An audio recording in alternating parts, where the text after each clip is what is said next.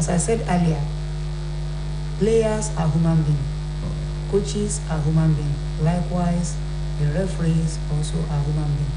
So we are going to make errors. I'm not saying 100% the officiating is excellent. But to me, as a match commissioner, I still rated the officials fear in their officiating. So that is what I can just say. Even I said it last Saturday at a studio here in the show. People were asking the penalty awarded to Argentina as regards the Messi. Some people said that they believe is not fair, that penalty is not to be awarded. But according to the rules, I think that is in law 10. In the referee's opinion, any decision taken on the field of play, it is in the referee's opinion.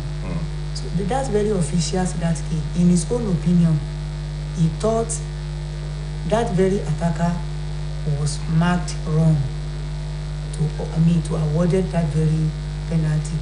So a lot of errors were there. But then to me, I'm satisfied with the officiating.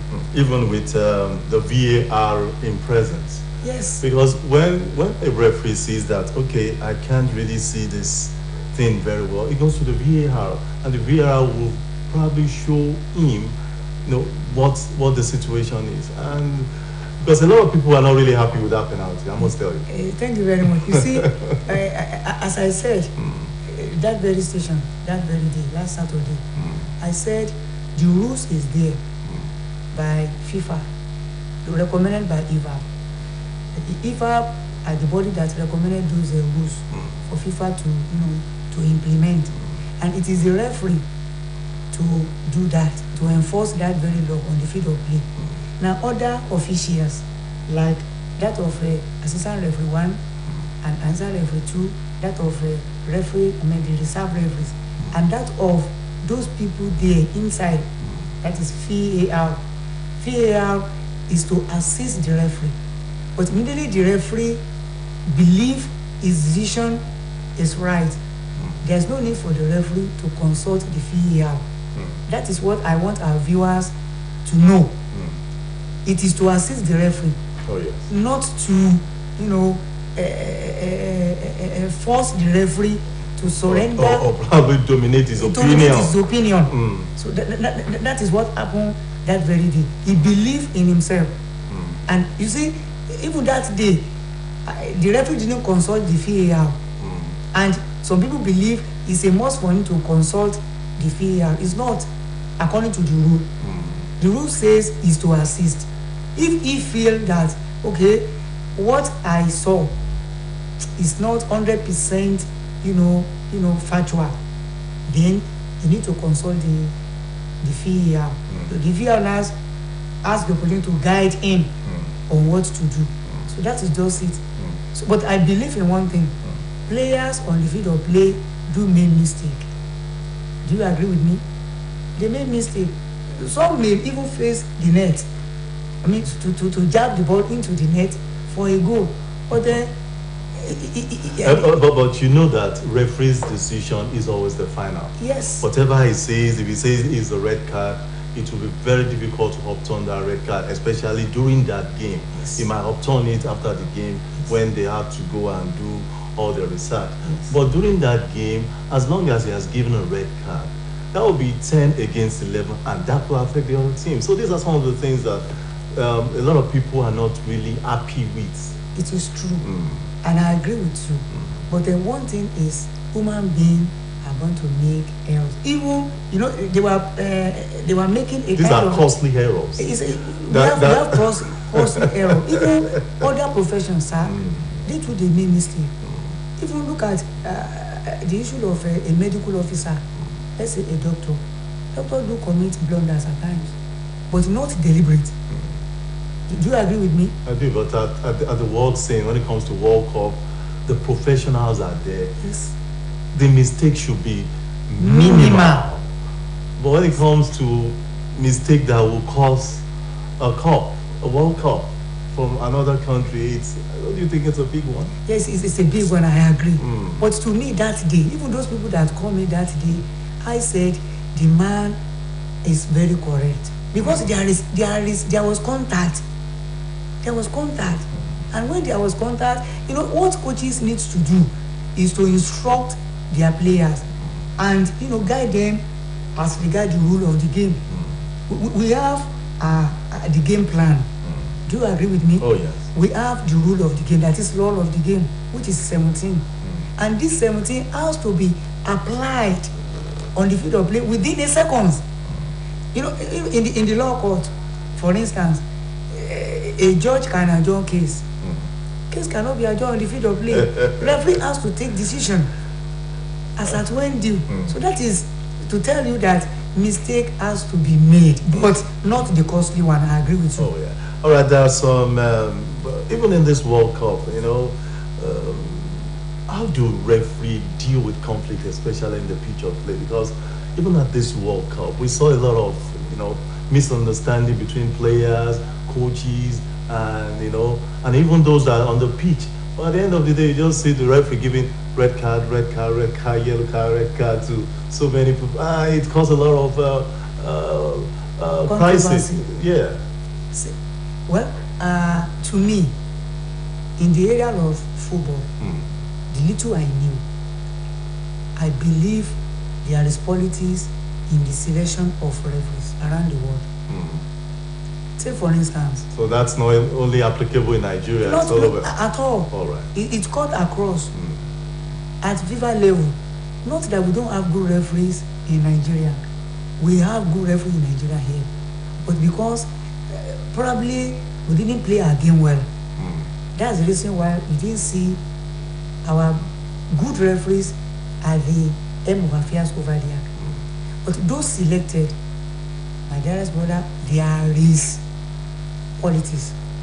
Not all those people you see officiating at the World Cup level are fantastic. But because probably they are godfathers. They are favorites. So, at the FIFA. At the FIFA level. So that is just it. Even at the CAF level here in Africa, how many Nigerians referees have you been seen officiating in top class competition?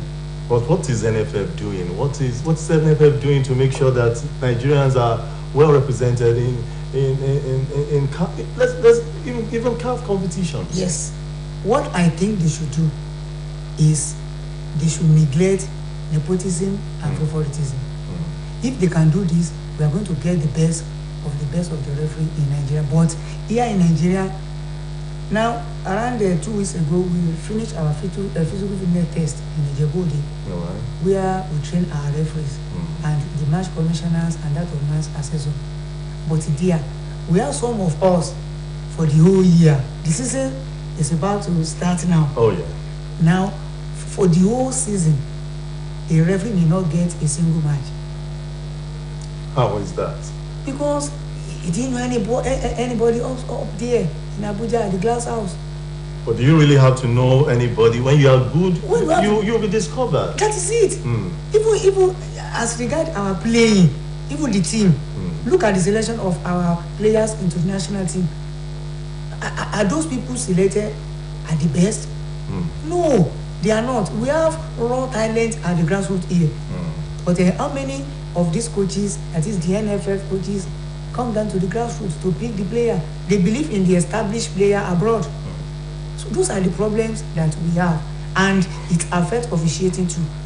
At the world level, those people there, I told people that though referee can make mistakes, but not costly one. Look, example is that of a referee who issued around 17 yellow card on a single match. I'm not saying it's not competent, but it is too much. We have law 18 in football. You need to, because the rules give you the opportunity to apply your common sense in taking your decisions. But then some people believe they were at the top of the world when they are on the field of play, and it shouldn't be. So what do you think should be the solution to such things? Well, the solution is very simple. By the time we try as much as possible to neglect favoritism, we are going to get it right. That is just the only thing.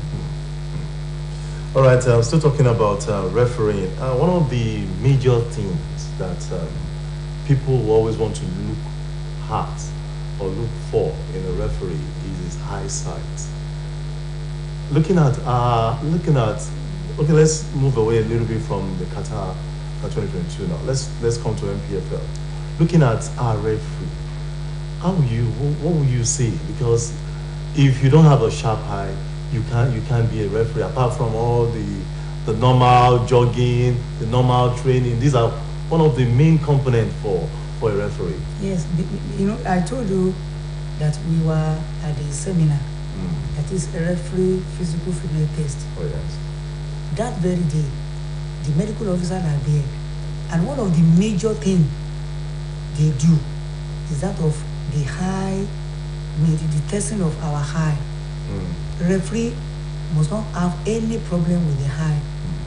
So those medical, even with the glasses, even with the glasses, we don't allow it on the field of play. We don't allow. FIFA don't allow it.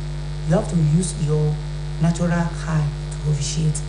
Don't you think that will amount to all these errors that we see, especially because if you're using glasses and they're asking you not to use it on the pitch of play, and yes, it's one of the factors.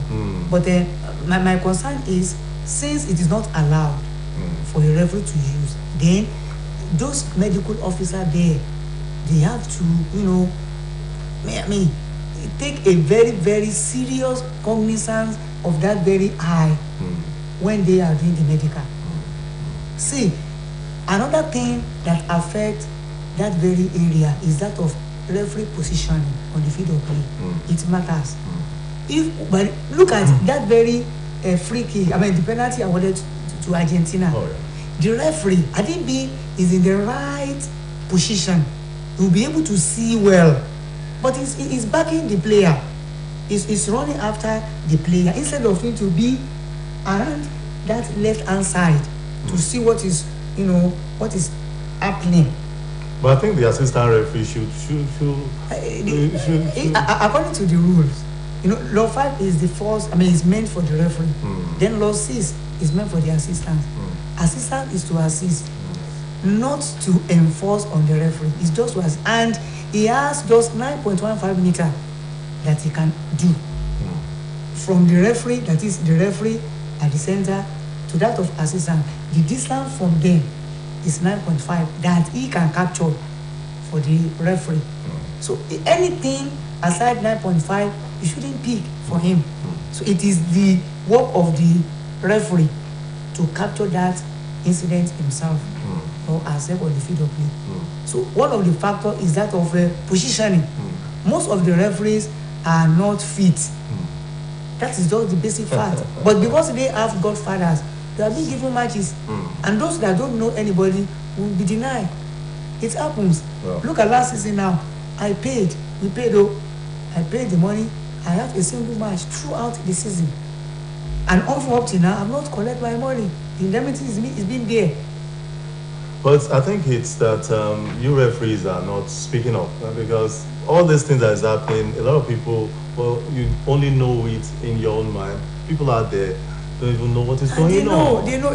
See what the interim committee is saying now. They said they are owing the referees and the match officials around 507 million naira. How do they get to know?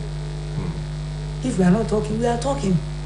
But because it's an hobby, so that's just the reason why we are managing the situation. So that's just it. All right, if you're just joining us, this is Sports Live, and we are looking at post-mortem of the World Cup Qatar 2022. Yes, we are looking at some of the questionable calls that was made during that competition, and I've been with a match commissioner in Osun State here, Mr. Ayodele Jamiu, that we will be doing it together. I've been trying to enlighten us the reason behind some unquestionable and questionable calls that resulted into winning matches, especially in Qatar 22. And definitely we'll talk about MPFL, our own league here. What is happening with our referees? A lot of people are saying that there are so many politics going on around our referees. They say that they give them this amount of money and it is always sure for such a team to win. I don't know how true is that, but we have the match commissioner here this evening that will definitely enlighten us, throw more light on some of these questions that we'll be having. All right, let's talk about this MPFL. A lot of people are saying that referees, they give them, by the time they give them 250,000, 300,000, some 150, even more than that. It depends on how rich that club is. That game is sure for you. Is that so? Well, what I would say on that is the issue of almost win syndrome in Nigeria here. And what causes it? It is the organizer. When you are appointed to officiate a match, you're supposed to have your indemnity by the organizer. But situation whereby you are called upon to officiate a match and you are there at the match venue, the home team accommodate you, feed you, instead of the organizer to do that. That's the work of the organizer. Organizer is supposed to accommodate the referees. But instead of that, the reverse is the case here in Nigeria. The home team will accommodate the referee. They are going to, feed them, even give them money. Before the match, it happens. I cannot deny this. It happens. And if that is done, what do you expect such a referee to do on the field of play? When he has been accommodated, he can reject it now. Can't he or can't she? Thank you very much. He can reject it. But then what of his way back home? Want to go back home? And the money is not paid by the organizer. That is the major problem that most of our referees... But should we now encourage corruption? We shouldn't. Because...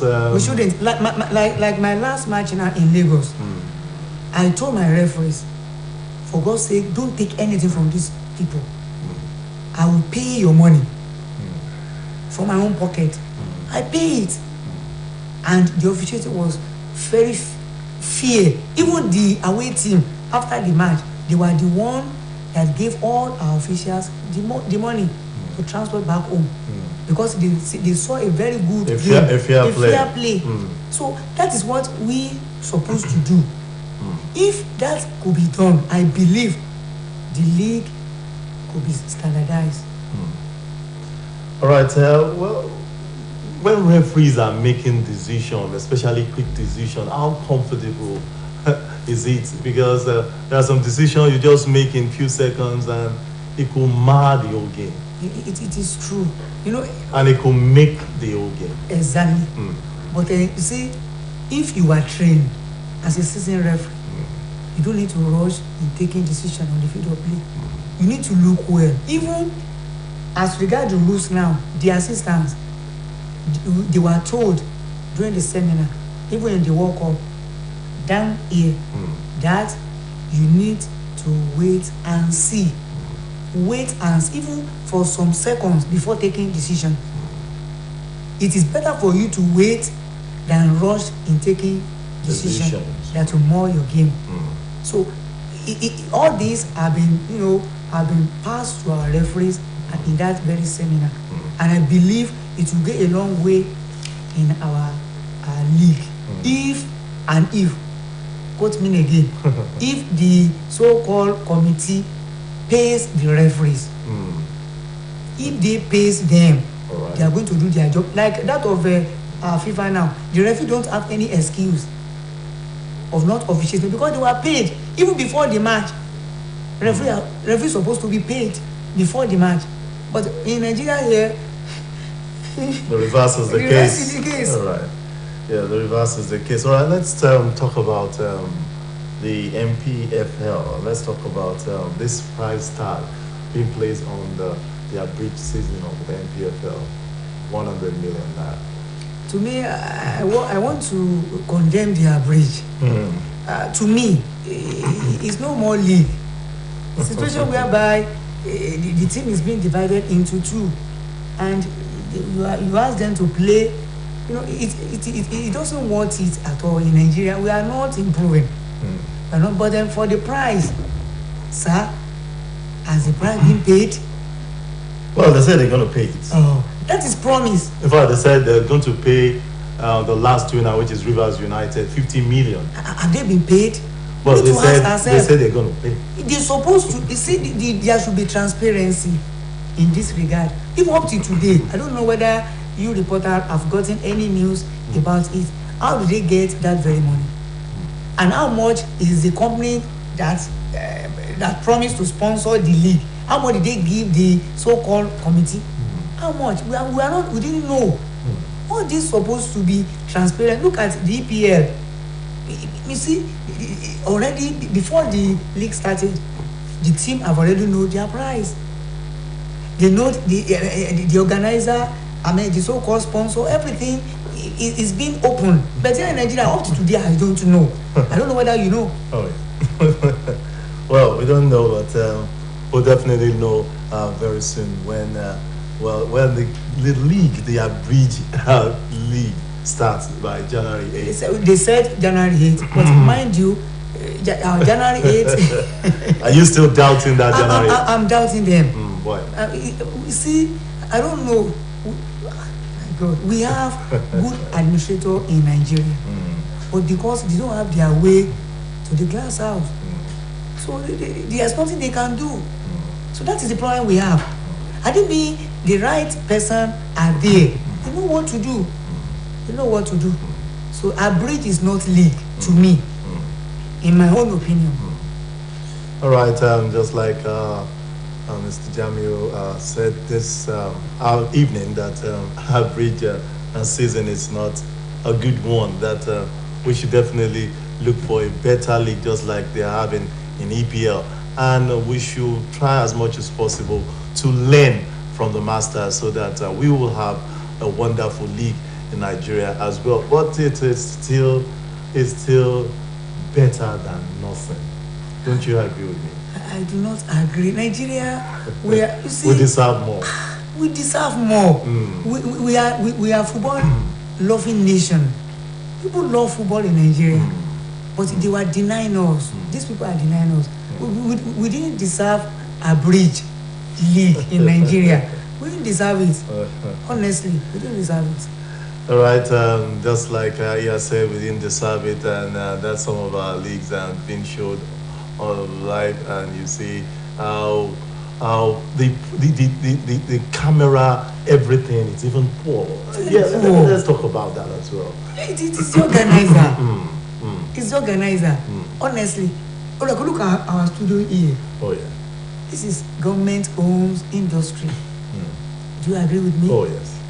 The sponsor, even we are playing league in Osun, we should have sponsor, for God's sake. On Osbc can transmit our league here. I was coming from a competition now, then you just look at the crowd of players playing there. Excellent football. But who will cover them? Who knows them? Yeah, that's one of our responsibility as a medium, and we are really working towards that.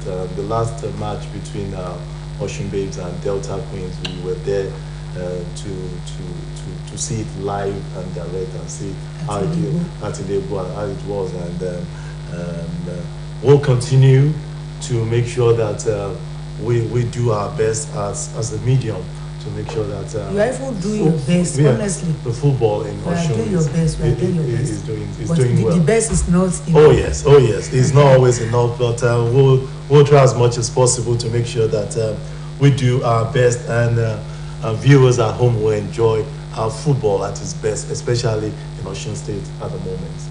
All right, let's just quickly go through. We've gone through the referee, we've gone through the MPL, we've gone through the World Cup as well, and we've seen, just like we have said, some questionable calls which could result to a lot of even deaths in other parts of the country, because when you make a call and that country fails to qualify, it could cause so many things. Do you understand? So we hope that our referee will take note of this, especially when the Abridged League will start by January 8th. I'm hopeful that definitely we'll start that league, and we'll see how it goes. Let's be hopeful. Yeah, let's be hopeful. Let's be hopeful. All right, let's move away from football. Let's talk about athletics a little bit. Let's talk about Toby Amusho. Fantastic girl. Toby Amusho has been, despite the challenges and controversies that have rocked Nigerian sport, this wonderful girl has done exploit, especially in this year 2022. I hope you agree with me. Yes, I agree with you. Toby is a very, very excellent girl. Today, the whole world say we have talent in Nigeria. But mind you, Toby didn't train in Nigeria. Well, it started in Nigeria. I know. Oh, yes. He started a career in Nigeria. But then we have many Tobys here in Osun. I must confess to you. But then the issue is we didn't catch them young. Adibi Toby is in Nigeria. I'm very sure Toby cannot make it to that level. That is fact. But look at the way she started and look at the way she ended up. Even up to today, she is still there. And I believe the future is there for Toby. Let's just look at some of his record. He was 12.12 seconds at the world record in Oregon during the Commonwealth game. The game's record 12.30 seconds. And I must tell you, even in the Diamond League, he was there 12.29 seconds. This girl is just incredible. Yes. He's just wonderful, and he has made Nigeria proud. He has made Nigeria proud. And he's still Nigerian. And he's still Nigerian. That is one thing I love about her. She came down to Nigeria, and she was, moving around even his town. Yes, very patriotic indeed. But can she sustain it? That is my fear. Can she sustain the tempo? And the people at the end of the affair need to support her. If they are ready, the future is very, very great for Toby. All right, the future is very, very great for Toby Amusho. Toby Amusho, a Nigerian, an African, a Commonwealth, and a World and Diamond League record, making everything in year 2022. We want you to sit back and enjoy some of his clips, what he did in 2022. And when we come back, we'll talk something related to boxing.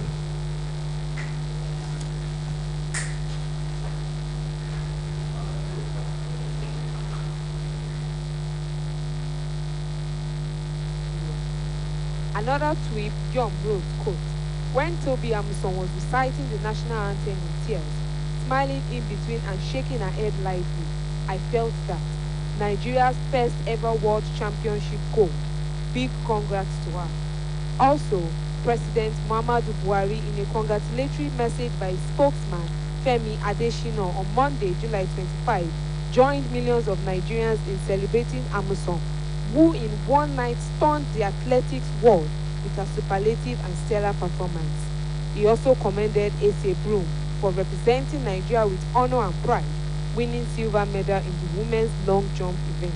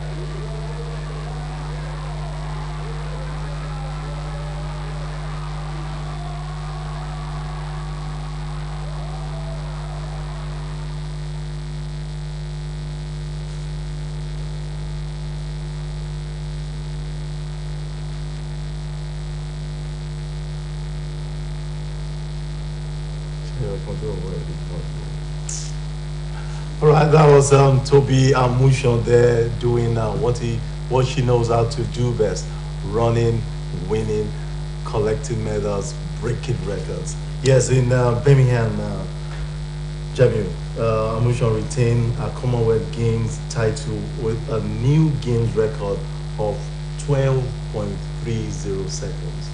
Amazing, isn't it? Very, very amazing. And it tells you that the girl has focus. You know, winning that medal at the Olympic, we believe It was a fluke. it was a fluke. But when they get to the Birmingham, people realize that this girl is fit. Look at the start. He started well, and then gradually she improved in speed. It tells you she prepared, and she's still preparing for the future. So we need to encourage Toby. We need to encourage her. All right, let's look at our own athletes in Nigeria. Do you think that they can match this Toby? You said because Toby was not trained in Nigeria, that's why it's doing great exploits. Don't you think? Sorry, beg your pardon. Don't you think that some athletes in Nigeria too can do this? Yes, I said it earlier that we have many Toby here in Osun. But where is that facility? Please, I just want you to come down to our stadium here. I've been there several times. What facilities on ground for this athletics? So there is none. Maybe that's a challenge to the new That's a challenge. to the new governor, and definitely I know it will do something. Yes, brilliant. we hope so. We hope so. But in Nigeria, we have many Toby, as I said. Even in 100 meters, 200 meters, we have many of them. But the facility is not there.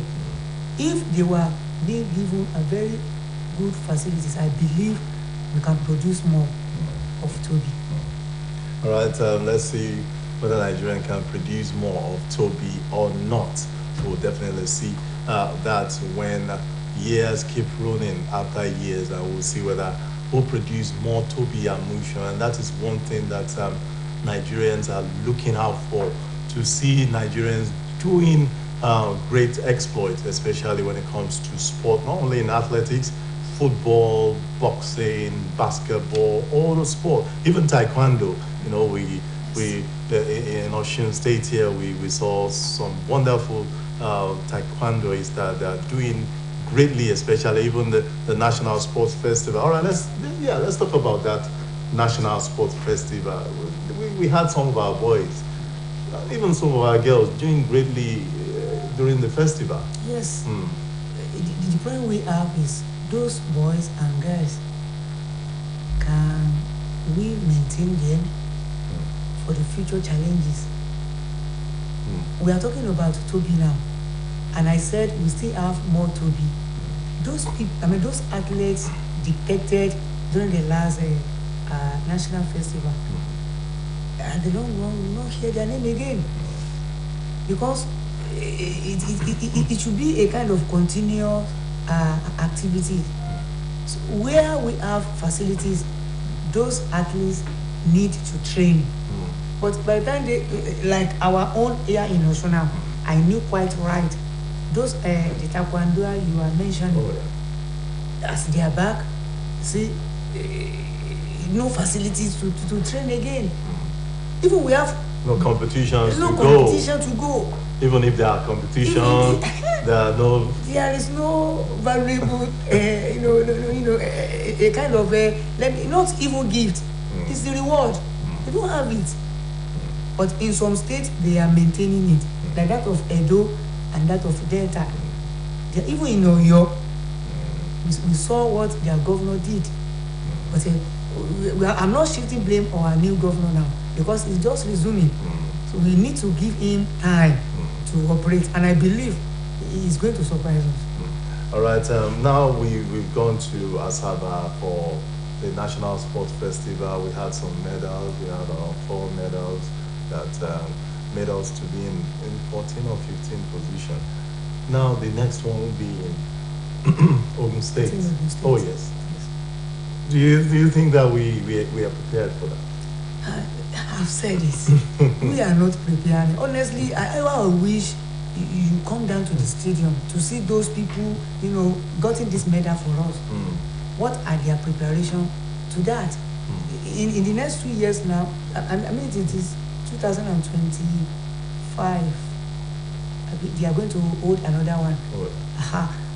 We need to start now. The preparation needs to start immediately. They finish that very competition.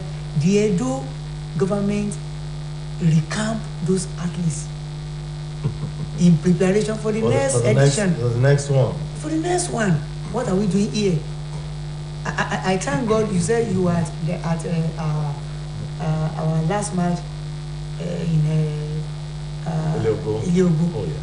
Now, if you see these players, you pity them.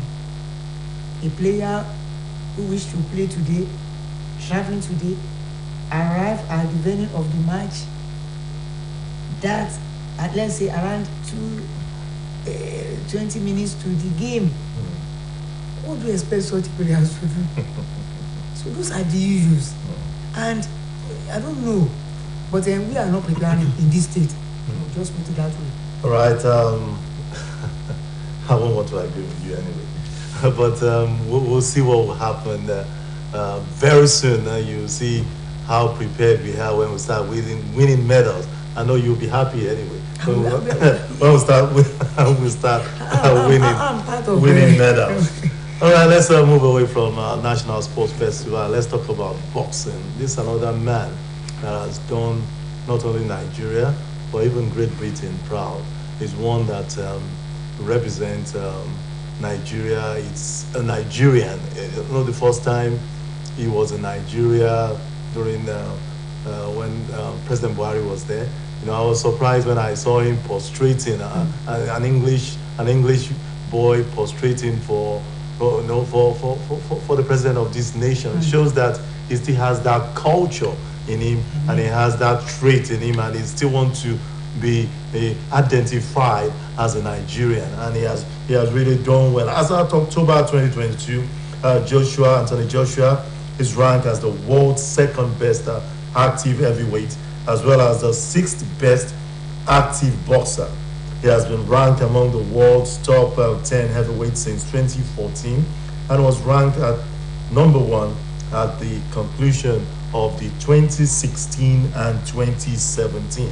And I must tell you that Anthony Joshua's knockout to win percentage stands at 91.67%, with an overall knockout percentage of 63.64% in world heavyweight title bout. That is a wonderful resume. Wonderful. Joshua, to me, in my own opinion, is a fighter, and he's very, very professional and very cultural. So you see what you said about him as coming down to Nigeria to portray for the president of this very country, despite the fact that he's been, treated somehow before he attained this very level. He still have that very culture in him, and he didn't deny his own country. So Joshua is a fantastic fighter, and I still believe he can still do more. But presently, I don't know. I don't know what is going on. So, but I believe he can still. Well, I think he's saying that he wants to retire from the world boxing, and I hope. It depends on him. He says he wants to retire. Let's see whether he's going to retire or he's going to continue with the bout. But looking at him from October 2022, he has been amazing. He has been amazing on the ring. Yes, but I don't think he should. Though he is the one doing the job, and he knew his level. But to me, he's still young, and he can still make it. So that is my belief. He can still make it. Yeah, we hope he will still make it. And before we go and look at, we track up some of his fights. Before we track up some of his fights, let's just talk about this that is missing in Nigeria today: our amateur boxers. before when we're in Olympics, there's always a guarantee that yes, They're going to Nigeria win will medal. get medals from any KG. Well, we know that we'll get medal. But right now, it seems that technology has surpassed just punching and doing the job on the ring. It is very sad. You know, in those days, when we were in secondary school, the likes of Oganjimo, the likes of Dele Jonathan, then we have great boxer in Nigeria. And but presently, something is missing, and what is missing is the administration. Honestly, it is administration. I don't know what even. Let's come down to our own level here. Oh yeah. How many coaches are there to train these very young boxers? You are not there because you are not encouraged. Those that are doing it, they are only doing it for doing sake. And how many coaches have even traveled out to know the techniques that they're using today? So we don't have it, and that is the problem we have in Nigeria. It's cut across. We've said many things about football. This is we've said about the athletes. But this is another issue again. This is another sport, and it's very, very lucrative. Boxing. So at the international level, we can make it if we put our house together and we give our coaches a very, very sound training. So we can make it. We can make it. The problem we have is that of administration. But before we go to Anthony Joshua to see some of his bout, we'll track it live and we'll see some of his bout very soon. Must it be government that should be doing everything for sports? It shouldn't be the government. Oh yeah. So what is the sports unit even doing to make sure that you get sponsors for all the sports and activities that we've been talking about? You see, in those days, let me be specific on football. We have the lives of Leventis United in Ibadan. Oh yeah. It is private owned. May God forgive the soul of Chief M.K. Abiola. He has a team during his own lifetime. Abiola Babes. Oh yeah. The shooting star then, IICC, is there. They are private owned football in Nigeria here. We have that of Raka Rovers in Kano. Benden Insurance, though it still existing up to today. So the so-called private individual need to come to rescue sport here in this country. It should not be government all the time. Shouldn't be. And the government, I think it is high time for government, to relax. Give this very private individual the opportunity to take off. I think that is the best for us. All right, that's the best for us, and we hope that definitely we will see an improvement in 2023 in our sports. Name it: boxing, football, athletics, tennis, taekwondo, judo. Just name that sport. You know that 2023 will definitely be a different ball game entirely, and we hope that Nigeria will be proud of their athletes. All right, I promised you the other time that we will show you some clips of some of the bouts of Anthony Joshua, the one that he fought and he won convincingly. So right now we'll give you some of this boxing bouts. Enjoy this before we go.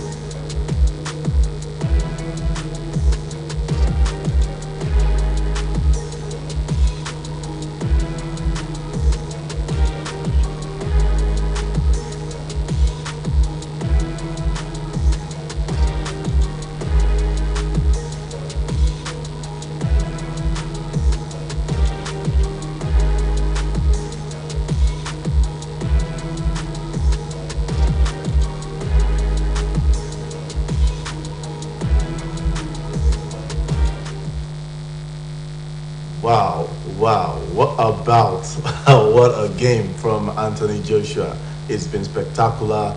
It's been wonderful in this year 2022 when it comes to boxing. And you must agree with me that he has done Nigeria proud. He has done himself proud. And we hope we'll see more of Anthony Joshua in Nigerian boxing. And we hope that come next year, we'll discover more talent that will represent this country and will represent this country well. All right, with that wonderful bout from Anthony Joshua, that's where we're calling our shots today on Sport Far. I know you must have enjoyed some of the things that we have brought to you today. I'll tell you that when next time you see us on Sport Far, we'll definitely give you something interesting to watch. My Commissioner Ayodele Jami, you want to say a big thank you for coming over to Spotlight today. It's a pleasure. And we hope that anytime we call on you, you always come to do some analysis with us here. By God grace. All right, that is our game today on Sport File. Join us same time next week when we bring you another interesting sporting activities. My name is David Ojo, and I'm signing off. Bye for now. Back and getting in trouble. They lose the ball, and Robbie Ali gets it inside the box, takes the shot, but goalkeeper Thomas Omokudu gets down low and makes the save. Score still remains at 0-0. Probably should have been a better effort by Robbie Ali right there. And Caterpillars not to be outdone, losing the ball at the back. Murtala Lawal gets it, takes the shot, but his shot is just too much, and it goes over the bar. That chance goes away. Score still Dakar 0, Caterpillars 0, and